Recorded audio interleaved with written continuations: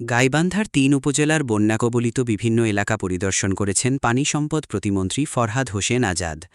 আজ শনিবার দুপুর থেকে সন্ধ্যা পর্যন্ত নৌপথে সরেজমিনে সদরের চিথুলিয়া দিগড়, ফুলছড়ির জিগাবাড়ি ও উড়িয়া এবং সুন্দরগঞ্জের শ্রীপুর ও লালচামার এলাকার বন্যা ও নদীভাঙন কবলিত বিভিন্ন এলাকা পরিদর্শন করেন তিনি।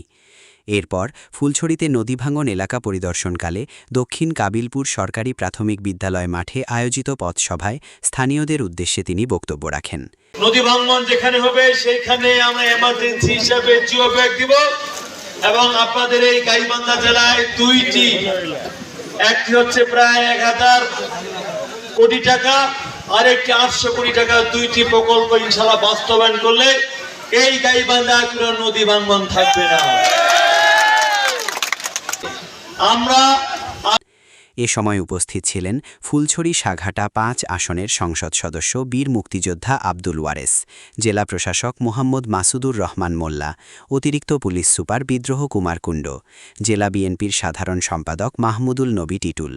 এছাড়া পানি উন্নয়ন বোর্ডের কর্মকর্তারা ও স্থানীয় নেতাকর্মীরা উপস্থিত ছিলেন। সুখবর, সুখবর, সকল রোগী ভাই বোনদের জন্য সুখবর। ঢাকা থেকে আগত স্যার সলিমুল্লাহ মেডিকেল কলেজের অধ্যাপক ডাক্তার আব্দুল হাকিম মেডিসিন ও হৃদরোগ বিশেষজ্ঞ চেম্বার, রাবিয়া ক্লিনিক গাইবান্ধা। রোগী দেখবেন প্রতিদিন সকাল 10টা থেকে রাত 8টা পর্যন্ত। সিরিয়ালের জন্য যোগাযোগ করুন 01-718-518081। ঠিকানা ডিবি রোড, গাইবান্ধা।